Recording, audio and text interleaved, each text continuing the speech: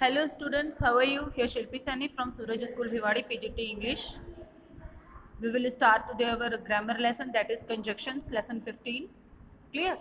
What is conjunction? First of all, we will define what is conjunction. A conjunction is a word that is used to join words, okay, groups or words, groups of words or sentence. That is what conjunction. It is a joining word, in short we can say.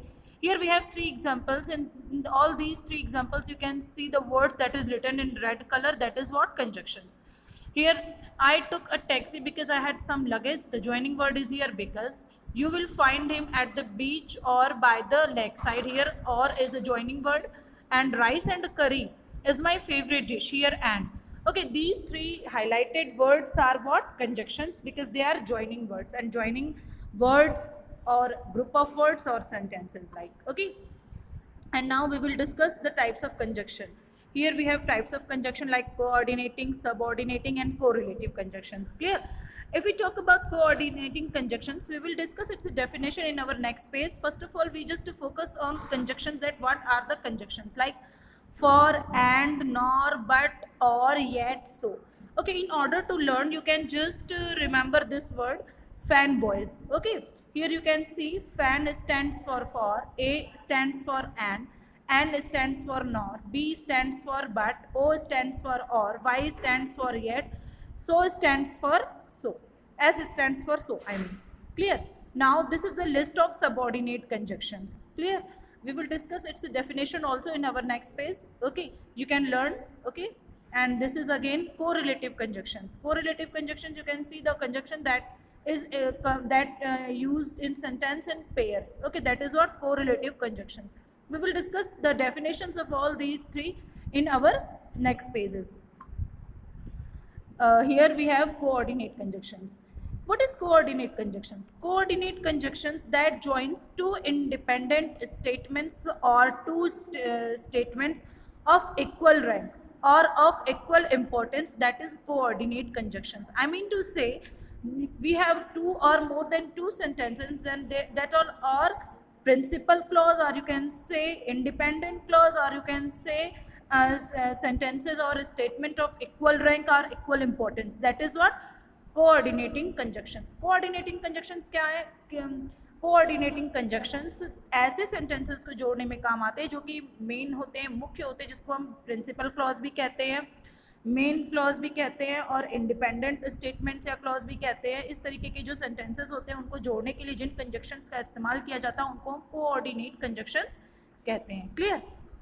When a coordinating conjunctions join two independent clause was usually put a comma before the conjunctions. Clear? We always put comma also.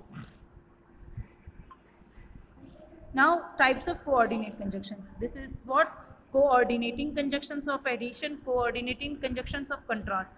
Coordinating conjunctions of addition में होता है and, both, and, as well as, no, less than, not only, but also. Coordinating conjunctions of contrast में होता है but, still, yet. These are what coordinating conjunctions of contrast. Clear?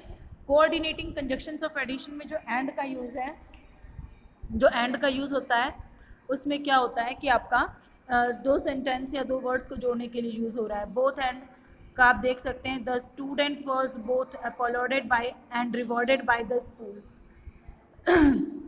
As well as में आप देख सकते हैं, Deepika as well as Deepti pass the test. इस तरह के जो यूसेज हैं वो हम देख सकते हैं. ये कोऑर्डिनेटिंग कंजक्शंस ऑफ एडिशन है.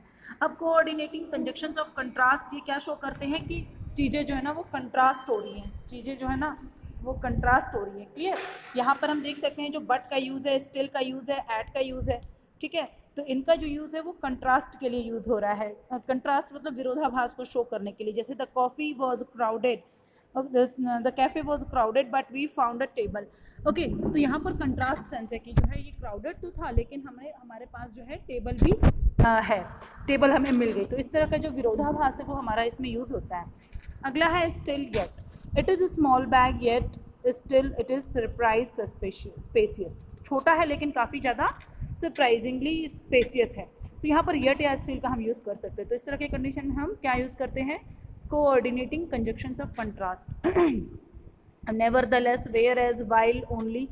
These are what these are the coordinating conjunctions of contrast, ठीक है। जैसे he had no chance of success nevertheless he tried, उसके सक्सेस की कोई चांस नहीं है हालांकि उसने बहुत कोशिश करी। तो जो ऐसे सेंटेंसेस हैं वो आपके क्या है किस तरह से यूज़ होते हैं ये, he had no chance of success nevertheless he tried, he had no chance of success he tried. तो ये जो दो सेंटेंस हैं, ठीक है, इनको जोड़ने के लिए हमने कंट्रास्ट कंजक्शंस के यूज़ किए। क्लियर। अब नेक्स्ट हमारा कोऑर्डिनेटिंग कंजक्शंस ऑफ चॉइस। अब यहाँ पर चॉइस की बात होती है, जैसे एंड, इधर और, निदर नॉर, अदरवाइज इल्स। यहाँ पर हमारे पास जब ऑप्शंस होते हैं, चॉइस होती है, तब हम इनका यूज़ करते हैं। यू मस्ट रेस्ट और you will fall ill. Clear. तो ऐसे कंडीशन में हम किसका यूज़ करेंगे, और का यूज़ करेंगे। यू मस्ट रेस्ट और यू विल फॉल इल, या तो तुम रेस्ट करो या बीमार हो जाओगे। तो यहाँ पर हमारे पास चॉइस है, ठीक है, और ऐसी चॉइस है इसमें, ठीक है। फिर उसके बाद अगला है हमारा इधर और। इधर और में हम देखेंगे इधर विजिट योर अंकल और call him up right now, ठीक है। तो यहाँ पर भी हमारे पास ऑप्शन है, we have option. In that condition we will use coordinating conjunctions of choices, okay. And neither nor, she is neither intelligent nor diligent, तो वो ना तो इंटेलिजेंट है और ना ही डिलीजेंट है। तो ऐसे कंडीशन में हम किसका यूज़ करेंगे, किसका यूज़ करेंगे कैसे यूज़ करेंगे इसको हम, ऑप्शन वाले में, निदर नॉर में। क्लियर। फिर उसके बाद हम देखेंगे अदरवाइज या else. You need to concentrate on your studies otherwise else you will get poor grades. तो ऐसे कंडीशन में हम अदरवाइज या एल्स का यूज़ करेंगे, दोनों में से किसी एक का भी कर सकते हैं। These are what coordinating conjunctions of choice. फिर उसके बाद आता है रीजनिंग, जहाँ पर हमें कारण देना होता है, रीज़न देना होता है। तो ऐसे कंडीशन में हम सो, देयरफॉर, फॉर, इनके यूजेस करेंगे। क्लियर। फिर आता है सबऑर्डिनेट कंजक्शन। सबऑर्डिनेट कंजक्शंस क्या होता है, सबऑर्डिनेट कंजक्शंस जो होता है ना, इसमें आप देख सकते हो कि एक जो होता है मेन क्लॉज होता है और बाकी के जो सेंटेंसेस होते हैं वो उसके ऊपर डिपेंडेंट होते हैं। तो इसमें देखिए आप subordinating conjunction introducing noun clause, इसमें देखिए ये नाउन क्लॉज को इंट्रोड्यूस करता है। Subordinating conjunctions introducing adverb clause, adverb को यूज़ करता है।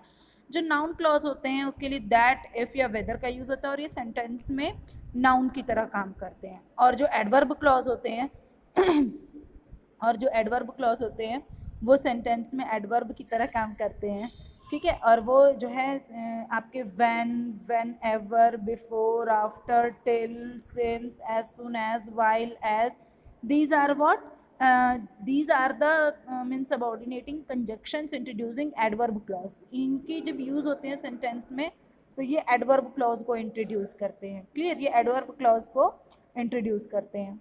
फिर उसके बाद आप देख सकते हैं